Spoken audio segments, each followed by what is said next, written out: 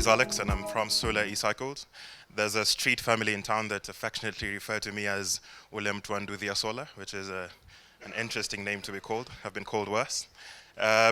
We are very fortunate to be working with Strathmore University, which is a model we hope to replicate across the country and maybe across the continent also, with a view of one, increasing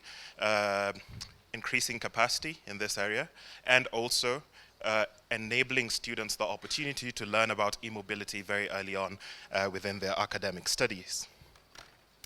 Now, let's imagine that the Crown Plaza was 20 or 30 kilometers away from where we live.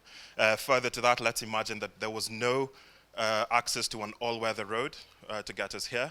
And maybe, lastly, let's imagine that there was only one, at most three matatus that could get us here today.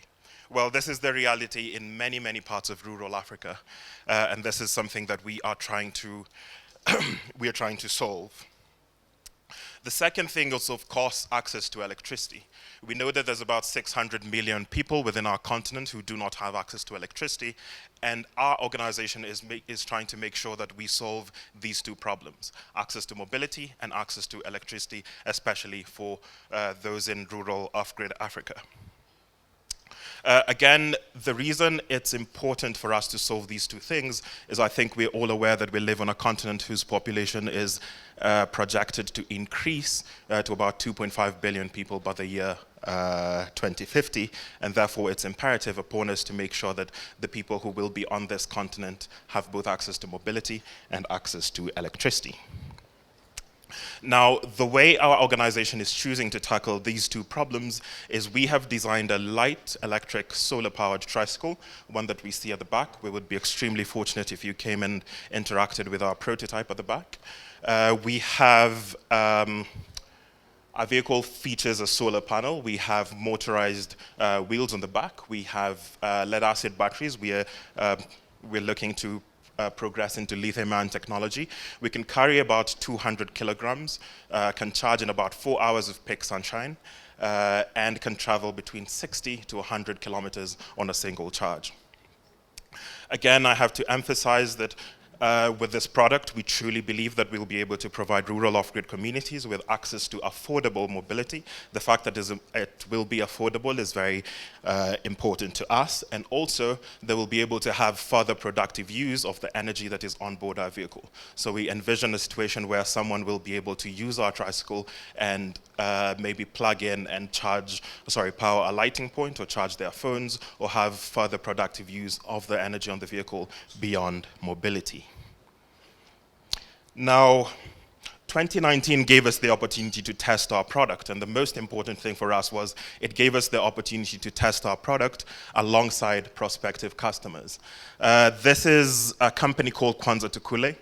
They supply informal food vendors with cereals. So these are raw cereals, part-boiled cereals, or fully boiled cereals. Our test replaced they have a fleet of motorcycles. Our pilot with them replaced one of the motorcycles with one of our tricycles. And I think the wonderful thing to report from this pilot is Kwanza Tukule was able to save $80 a month. And this is looking at fuel costs alone. We're not even looking at the other operational costs that they would save when you consider the reliability of an electric vehicle like ours as opposed to a motorcycle. Also, the important thing about Kwanza Tukule is they serve a majority of people who live in informal settlements within the city. And I think the wonderful thing for us as an organization is this environment almost perfectly mimics the sort of use case we would have in a rural area.